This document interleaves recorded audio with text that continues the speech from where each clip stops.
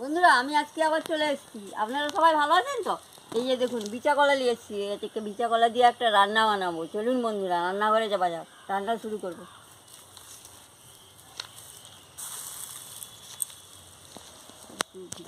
এবার আমি রান্নাঘরে চলে এসেছি, এটাকে কেটে নেব, কেটে আমি ফিরে আসছি।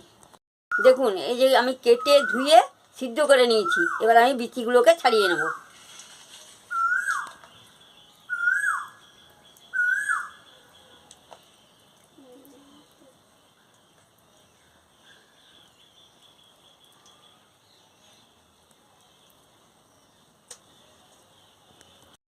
এই যে দেখুন আমি এরকম করে ছাড়িয়ে নিচ্ছি বিচিগুলোকে। এই যে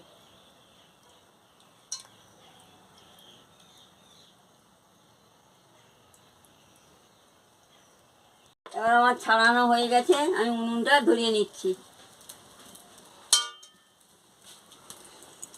উনুন ধরানো হয়ে গেছে, কড়াটা বসিয়ে দিচ্ছি।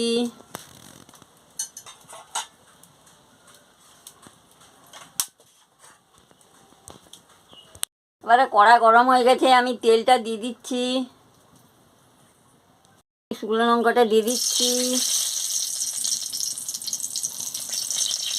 রসুন বাটা দিয়ে দিচ্ছি,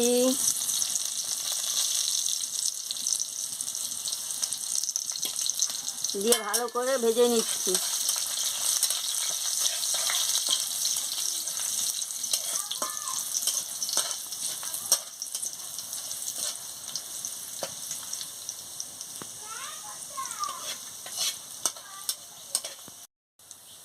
এবারে ভাজা হয়ে গেছে, আমি বিচে কলাটা দিয়ে দিচ্ছি,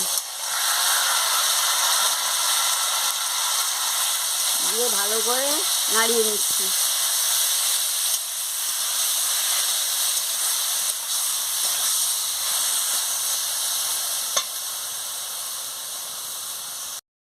পরিমাণ মতো নুনটা দিয়ে দিচ্ছি,